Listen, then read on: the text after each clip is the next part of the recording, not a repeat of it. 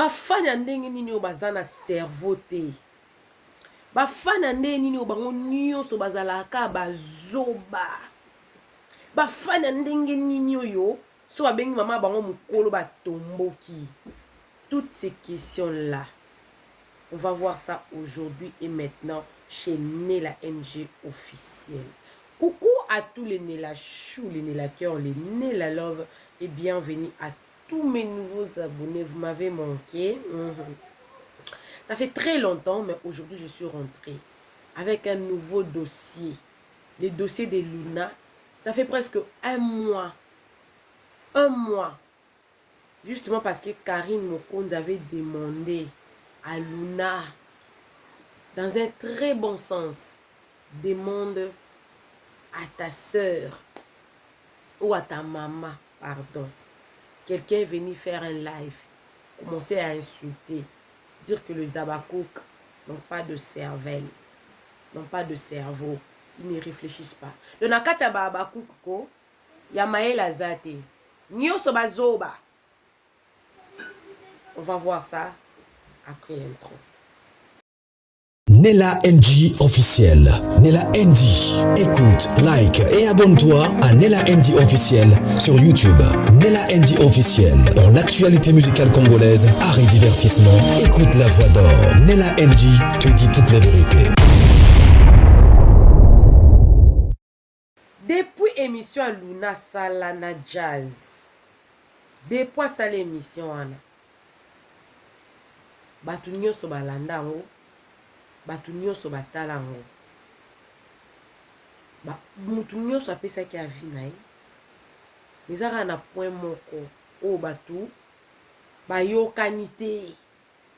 Na point ya nini, na point oyo abanda koloba ke ba fan la comparer na sila.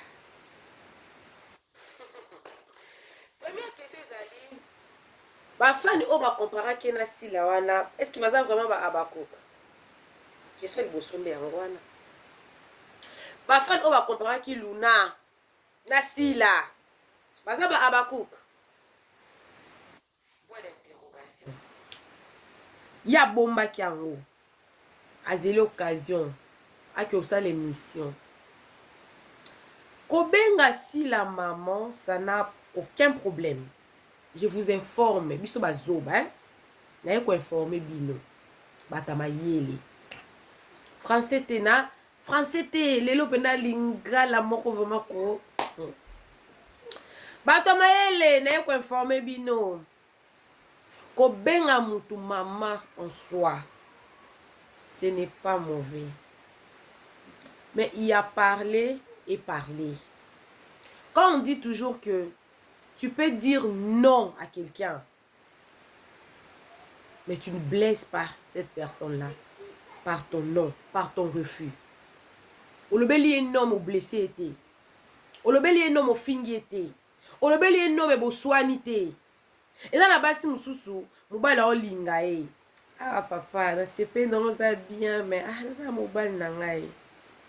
Na mutu mususu mbala oling elo ko papa za mbana nga ngate re c'est différent. Oh yo mobile au moins ça boyé.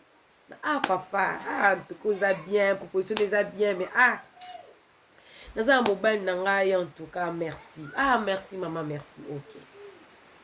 Na mobile wa boyé alo ko na so ba ngima nga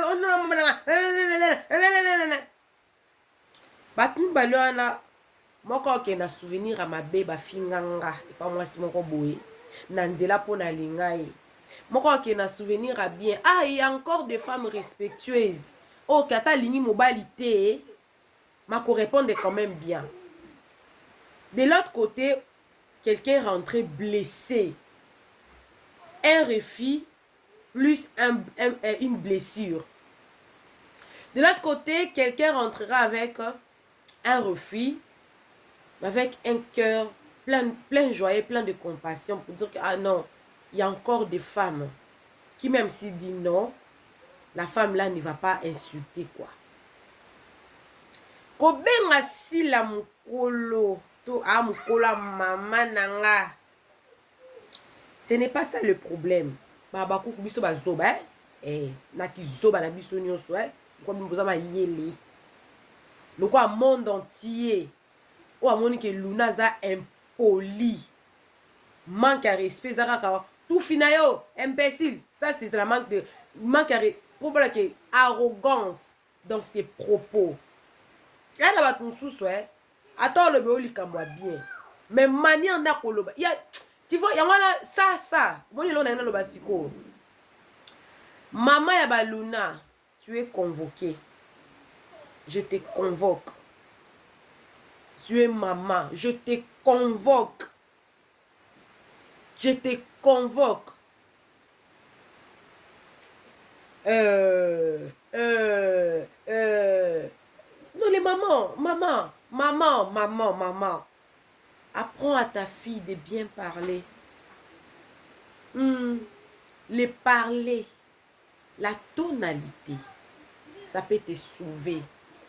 Tonalité, ton ayo, ton caca, ton caca, ta manière, ta voix, ta tonalité, ta manière de répondre, même dans un travail, même si tu commets une bêtise, même si tu fais une erreur grave, on peut te pardonner à cause de ton ton, les tons, la manière. Déjà, la fille, en la voyant comme ça, elle a une sale manière de parler.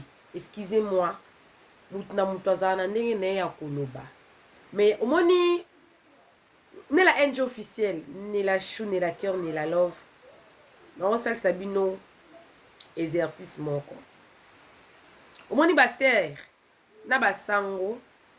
Au moins, ni lobeli wana ba lobara. Babota mana ngote. Babota mana ngote.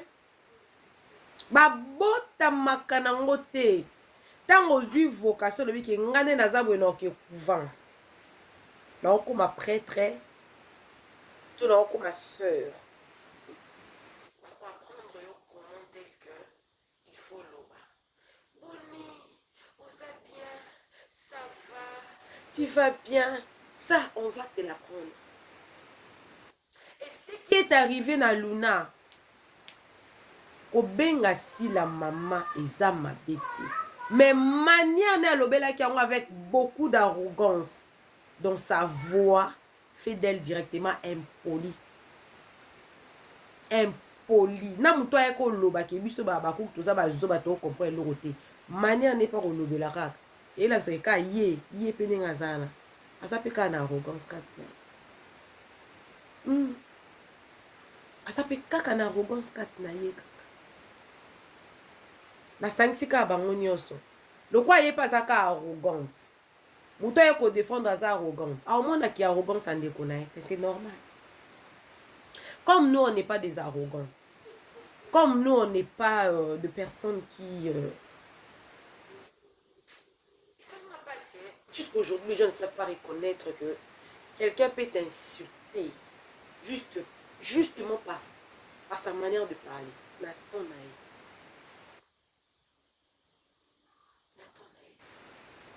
Au comme ça, on te remarque, dans la type par exemple, le chemise babé, il y a qui te côté, et si tu as un pantalon, on a blessé au thé. Chemise, ils ont salité, il y a propreté, ils ont salité, ils ont bien été sur le et salité, les locaux ont changé pour on a chocolat. Mais moi, je dis que et si vite on t'a mais quand on a le blé qui est simbité, ça peut faire mal, ça peut blesser.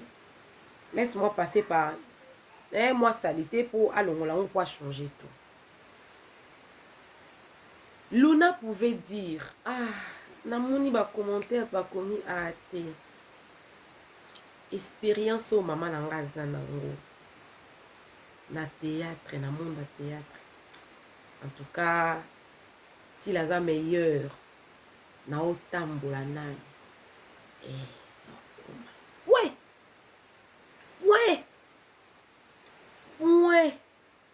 sans pourtant comparer cette personne là qu'elle est plus âgée que ma mère même. Voilà pourquoi j'avais dit tantôt sur l'avant-dernier de mon émission, avant que je prenne mon temps de repos et tout, j'avais dit, la sagesse est tellement différente de l'intelligence que beaucoup de gens sont intelligents mais ne sont pas sages. Beaucoup de gens sont intelligents mais ils ne sont pas sages. Si Karine Mokonzi aya kosolola na Luna,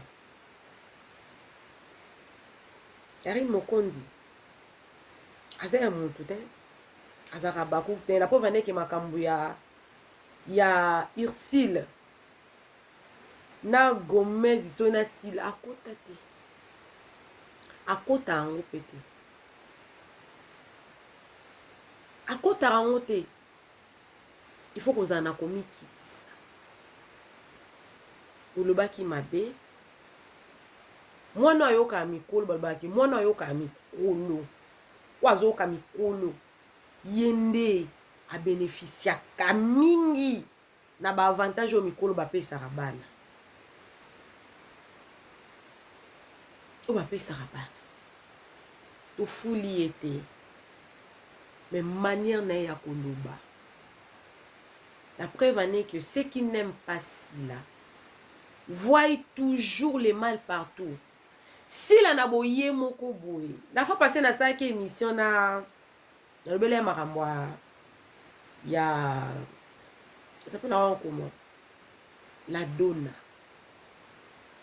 La Donna a salaki vidéo mo basalaki bazaki ye na Belleville. Biso koto mama za, mama zali, mama boy. Mais bakutani na Sila et pas les Ketchou. Sila qui peut n'être, basali vidéo. Na film asuka ya Sila, la donne a joué. Et ça les loté. Sila en soi au kobanda ofinga e lelo tilobika ndebo mesana ko finga Sila nga kipate. Ka kipaka koko la kipaka te. Eza bato balinga Sila bafani na ye tango baomona ke bino bozo sala injustice nde baoloba na makambo nyonso eleka ya Sila o na nga samoni Sila alobi eloko Sila olobelo te. Elle n'a pas ce temps là nazuku tu moi muke na kep ne pas Gachibi mikolo akomi trop akomi pas Kevin Sidney autake pas Jérémy Gachibi azo jouer na batu ba pro famille bota. Eh mais est-ce que bokata moi les ont dit mon webini non pona nini bana Sila bale kaka na be mission combien de fois je crois ata penanyo yo la fille elle s'appelle encore comment Mukanya voilà Mukanya sa camarade ya Lunat alekaki pe ne monsieur pas les Ketchou kutu mutasongi tobo to ebe ki les Ketchou ata papaka mais Mukanya bimi sain et sauve Mukanya po ani polémique et salemi na kombo Mukanya te pourquoi salemi ka na kombo Luna. Allez-y comprendre, tout le monde n'est pas bête, on n'est pas bête que vous le pensez. Hein? Pourquoi on dit toujours que la majorité a toujours raison? Pourquoi on dit toujours que la majorité a toujours raison? Parce que si moi je pense la même chose, tu penses la même chose, il pense la même chose, elle pense la même chose, nous pensons la même chose. C'est déjà ça la raison. Donc toutes ces personnes-là qui ont vu que Luna avait manqué de respect à Sila, Bazara Amael était. Kayondoza Mayele. Non. Bon mais marabat na berère ti. Et on a battu tous bon ça la berère lelo. Obako regretter lobby. Obako tuna pourquoi est-ce que ba peki sakingate na salaire roté mais ça trop tard ba assez salaire wana. Bozo sungate. Lelo sur ce commis débat pour la nini pour la baby alobi que Sila zaka vrai. Est-ce que Sila mutatindi? Sila tindi te? Sila tindi baby te? Sila tindi baby te? Ils ont la batu susu. Batu ba olinga e pour rien. Pour eloko côté. Na compte ya eloko côté. Batazo lingaye kaka. Mais na kika na réponse wana ki. Attention. Attention. Attention. Ko manquer mutu respect. Ezara ko finga mutu. Tout finir même besité. Même avec les tons utilisés. Pourquoi est-ce que balobaka na mwasi mobali bagangelaka ete? Pourquoi? Pourquoi est-ce que le mobile bagangelaka ete? Oso gangeli mobali ata mwasi oza na raison okoma na tort. Mais soko zelo fandi si ah papa osali boy pona nini? Na sepeli te likambo sala na tuko sali bien te omona ke ah limbisanga okozwa pardon nelo msipezalaka oki likambo na kombo mutu ke mutu ala kenda otonga oto asaki boy hey yo otonga kinga osala kiboy mutu na tonga koswana koswana. Mais soko ena nenga kimia ayaya tala naoki boy nini oyaya. La personne va s'expliquer. Finalement vous allez éviter des problèmes. En soi Luna n'avait pas manqué de respect à Sila directement. Mais son arrogance en parla de Sila. Sa manière de parler, tonalité naïe. Vous voulez la mettre qui a ndenge naïe. Si vous avez ndenge naïe, on peut sa maman ni tort. Parce que tant que ma mère m'a éduqué, m'a élevé, à choix qui wana, il avait vraiment échoué de ce côté-là. Parce que moi-même avec mes enfants comme ça, quand ils me répondent, quand c'est que cette réponse-là n'est pas correcte, je dis que don't say like this, don't do that again. If you do it again, I will punish you, I will beat you. I always say that to my kid. Why I do that? Ils apprennent à ma kambo balunga o. Le langage, la manière, même le gesticule, même quand vous gestoyez, les Français, ça peut vous condamner. Pourquoi est-ce que Bamindele criminel? Ceux qui battent au fandi kuna baolinga baya ko interviewer yo. Baya o questionner yo. Botala on ndenge ni ozotala. Attitude nous en ndenge. Est-ce que ozolenga? Est-ce que fandi kimia? Okoyeba ke muto aza suspect na ba geste non. Bakanga batu ndeni na ba aéroport ke ozana ba drogue tozana nini. Akana ba geste. Donc le geste, les tons, tout ça là. Il y a des autres pour ça que Luna elle est impolie, elle a manqué de respect à Sila. Et vous n'allez pas me dire le contraire. Vous n'allez pas rester à faire des débats comme ça si Karine Mokondi parle. Pour rappeler lundi live à Karine Mokondi. Namon mabe Karine Mokondi a le bien tapé si conseil. C'est na moana, bosungaye. Bosungaye pe pour kota koloba wana. En tout cas, maman bangwa échoué qui a corrigé été. To azo confondre ba rôle ba pe ça avec impolitesse na ba film na vie réelle. Na zo ba ko dissocier. Comment est-ce que je peux parler devant les gens même quand je tiens devant la télé? S'il faudra parler de cette personne, quelle est l'attitude que je dois me tenir devant là? Parce qu'on n'a jamais vu l'une dans les émissions, il y a des répercussions comme ça. C'est pas poteau. Et ça pototé. Ça n'a rien à voir avec ça. Arrêtez. C'est pas correct. C'est pas juste. Ça, c'était mon grain de sel. Donc, bon, bref. Babakouk, baba zobate. Babakouk, baba yele. Bana sens et observation. Tellement qu'ils observent tellement bien. Ils aiment Sila. Ils observent Sila. Ils observent les faits et gestes de toute personne qui va déplacer ses propos, son langage envers Sila. Et vont les défendre. Maintenant, c'est à vous de faire attention à vos propos, à vos attitudes, à vos gesticules, à tout. Faites attention. Sinon, on va vous détecter des impolis. On va détecter que toi, tu es impoli. tu as failli à l'éducation, même si tu as été à l'école, mais de ce côté ici, tes parents ont échoué parce qu'ils n'ont pas pu détecter ce que les Abakouk sont en train de détecter. Le manque de respect. Voilà. Je pense que j'ai tout dit dans cette émission. J'étais venue seulement bâcler le sujet. Après, là, je reviendrai avec le sujet de Dinana. On va en parler encore. Coucou à tous les Nela Chou, les Nela Cœur, les Nela Lover. Vous m'avez tellement manqué, j'étais occupée. Ben là, je suis dégagée et nos émissions vont revenir ici chez Nela NG officiel. Moi, c'est Mama Love, Mama Amour, Mom of everyone. I love you so much and I miss you too.